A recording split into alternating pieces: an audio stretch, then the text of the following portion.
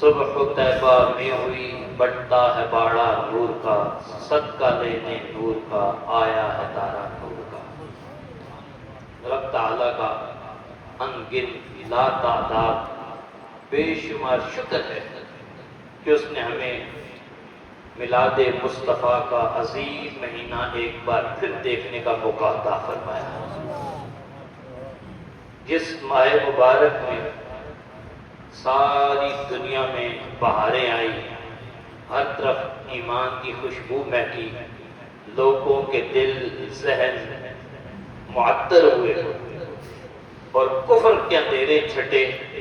وہ عظیم مہینہ ہم سب پر سایہ فکن ہو چکا ہے۔ آپ کی سیرت مطہرہ بہت ہی عظیم الشان ہے اور ایسی باکمال سیرت ہے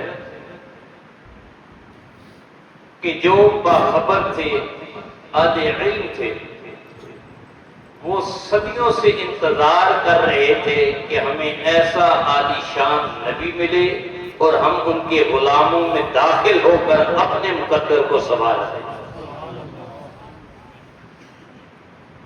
مدینہ طیبہ کی تاریخ آپ میں بھی بیان کر چکا، علماء سے سنتے ہیں، بلکہ علماء موجود ہے خود پڑھتے رہے۔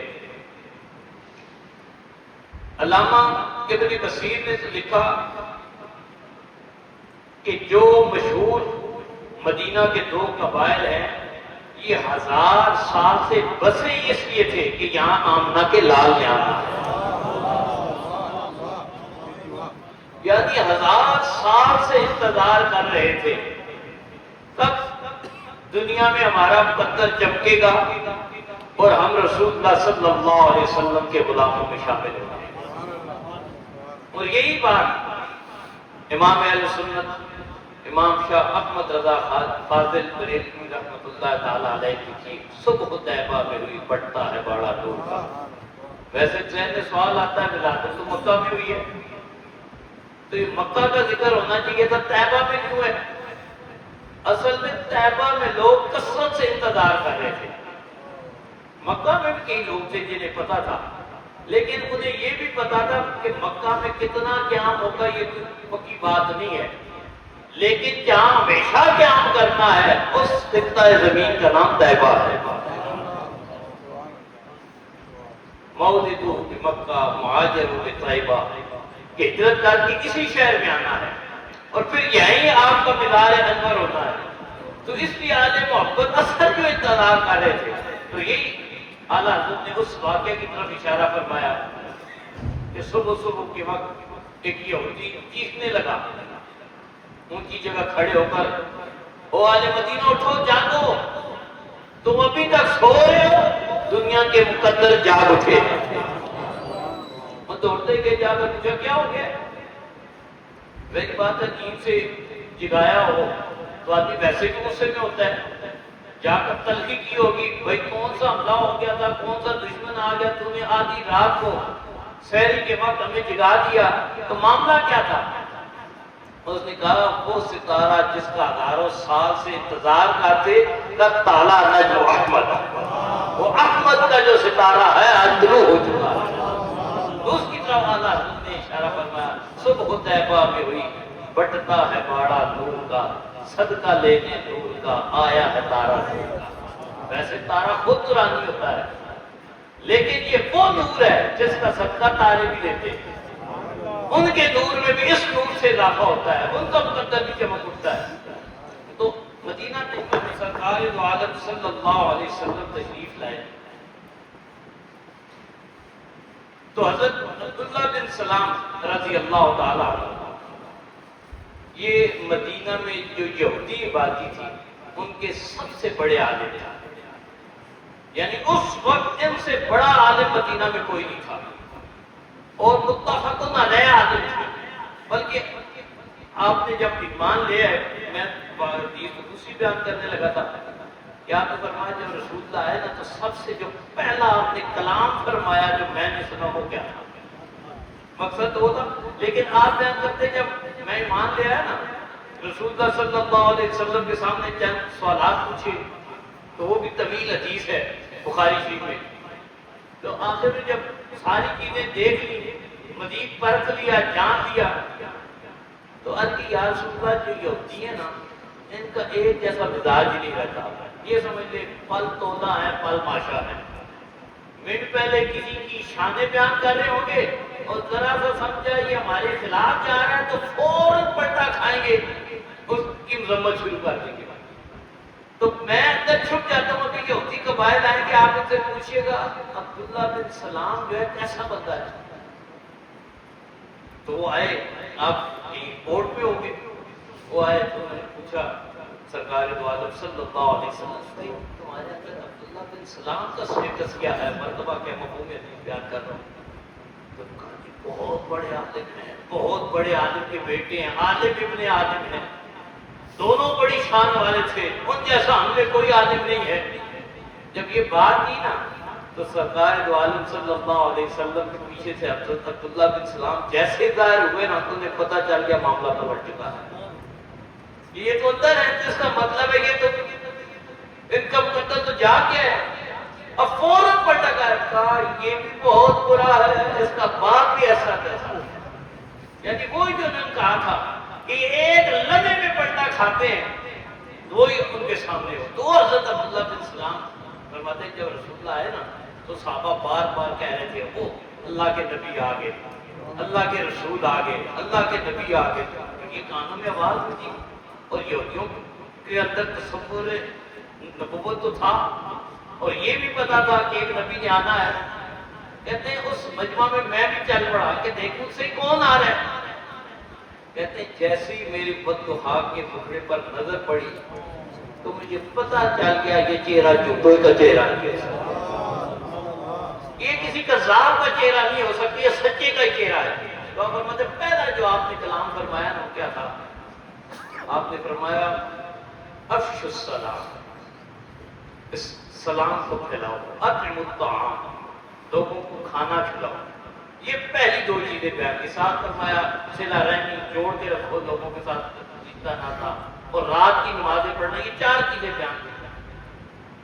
اب یہ حضرت عبداللہ بن سلام نے جو بات کی نا تو بات پھر دوسری طرف نکل جائے گی، باقی دلیل ہے. تو رسول اللہ صلی اللہ علیہ وسلم کی ایک بات مفسرین نے لکھا جو آیت کریمہ میں تلاوت کی، یہ بھی آقا دو جہاں صلی اللہ علیہ وسلم سے ارشاد تھا ادفع باللتی ہی احسن، کہ اگر کوئی برا بھی کرتا ہے نا، کوئی اپنے مقدر کا مارا ہوا تلخی بھی کرتا ہے، آپ نے اس کا بدلہ اچھائی سے دینا ہے. اور یہ اچھائی اصل میں جس پر بات کرنا چاہتا تھا، اور یہ اچھائی کیا کرے گی؟ فَإِذَا الَّذِي بَيْنَكَ وَبَيْنَهُ عَدَاوَةٌ كَأَنَّهُ وَلِيٌّ حَمِيمٌ. اگر دشمنی ہے، جانی دشمنی ہے، اور بعض علماء نے لکھا یہ فتح مکہ کے موقع پر یہ حکم ارشاد ہوا کہ وہ لوگ جنہوں نے کئی دفعہ حملے کیے، اسلام کو مٹانے کی کوشش کی، رسول اللہ کی جان لینے کی کوشش کی، غزوہ احد میں حملے کیے، آپ کے خاندان کے لوگوں کو شہید کیا، آپ کے وفاداروں کو شہید کیا، لیکن جب رسول اللہ صلی اللہ علیہ وسلم مکہ میں فاتح بن کر داخل ہوئے تو آپ نے اس برے سلوک کا برائی سے جواب نہیں دیا، ساروں کو معاف فرما دیا. تو پھر کانا ولی حمیم کا مدد کیا ہوا؟ وہی لوگ جو پہلے جان لینا چاہتے تھے اب بڑھ چڑھ کر جان نچھاور کرنے پر تیار ہوا. وہی جو پہلے اسلام کے دشمن تھے اسلام کے سپاہی بن گئے، اللہ نے ان کے لیے اسلام کو اور عزتیں عطا فرمائی، انہوں نے اپنی جانیں قربان کی، رسول اللہ کے نام پر اپنے آپ کو قربان کرنے پر تیار ہو گئے. یہ کیا تھا؟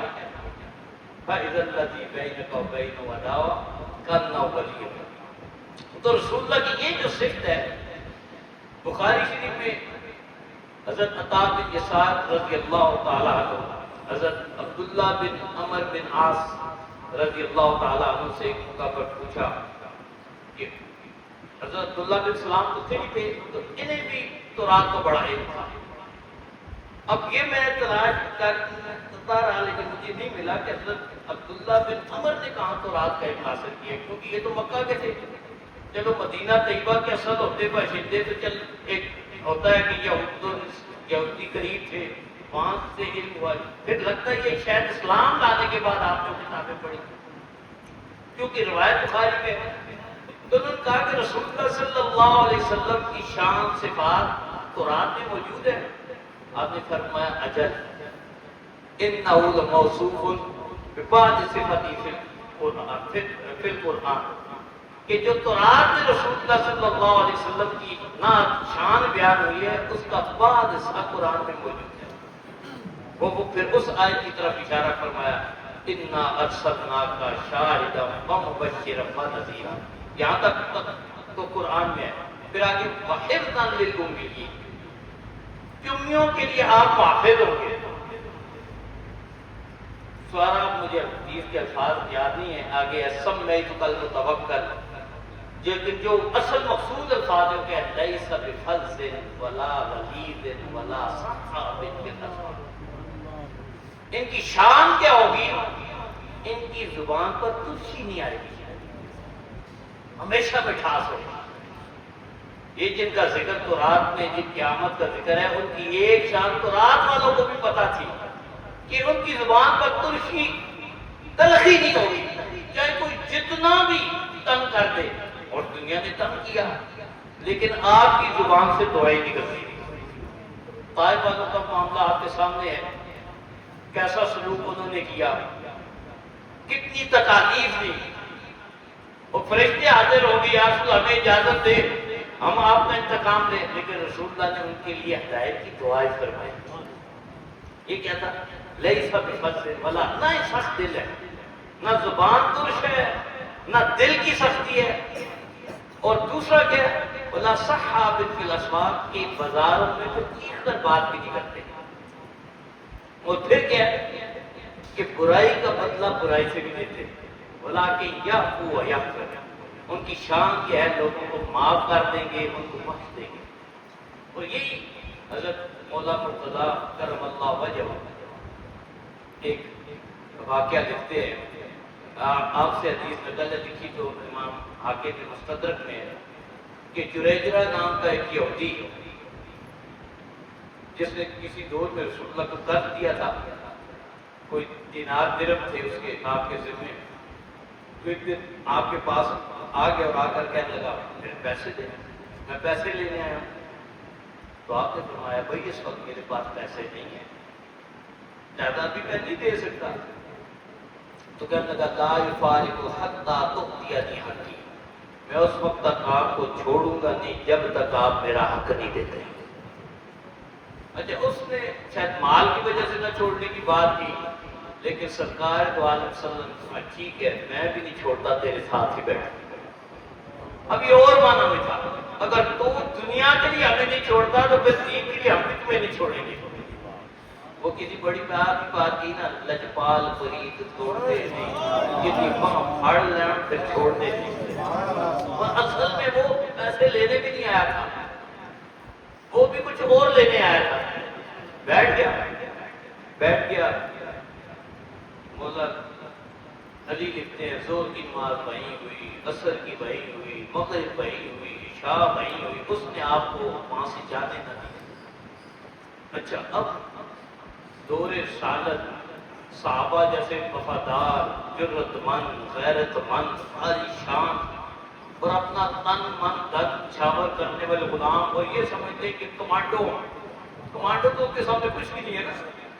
یعنی جو ہر طرح کی قربانی دینے کے لیے ہر لمحہ تیار، فوج کھڑی ہو، بندہ کمانڈر کو لے کر بیٹھا ہو، ان کے دلوں پر کیا تیر چل رہے ہوں گے. انہوں نے آنکھوں کو اشارے کی باہر نکل.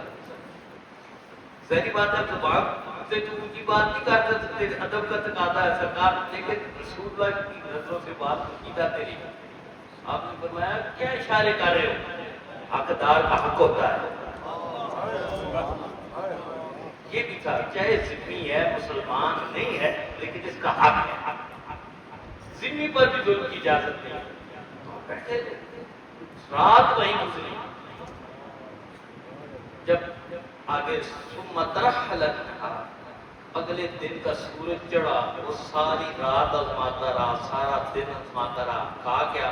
اشہد ان لا الہ الا اللہ واشہد ان محمد عبدہ ورسولہ۔ میں مال لینے نہیں آیا تھا، آپ سے دین لینے آیا۔ یا رسول اللہ میرا مال جو ہے نا یہ بھی آپ پر اچھا ہو، بلکہ جو ہے وہ تو مانتے ہی نہیں، جو پاس پڑا ہے یہ بھی آدھا مال آپ کے والے کا۔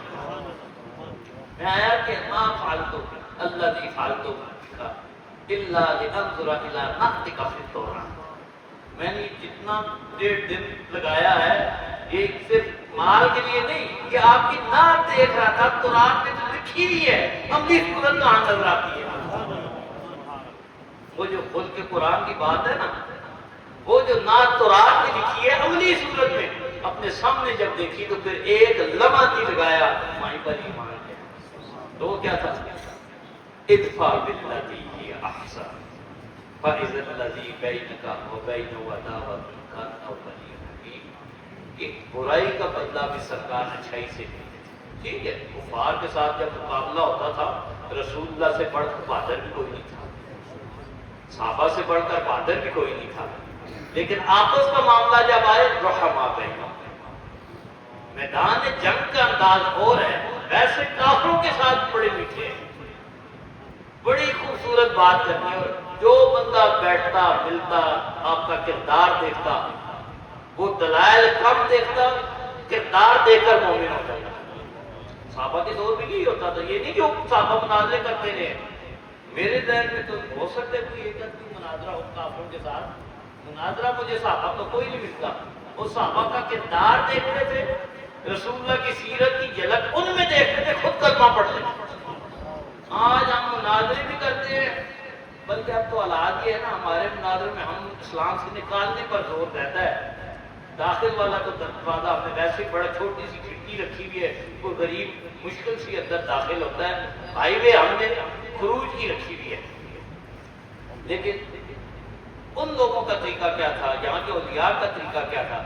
اپنے لوگوں کو واضح نصیحت کرنا۔ اب کبھی کہیں بیٹھ گیا ہے، کہیں پر کسی سے اتر گیا ہے، اسے دھکا دے کر جہنم میں نہیں داخل کرنا، اسے بھی پیار سے واپس لے کر آنا ہے۔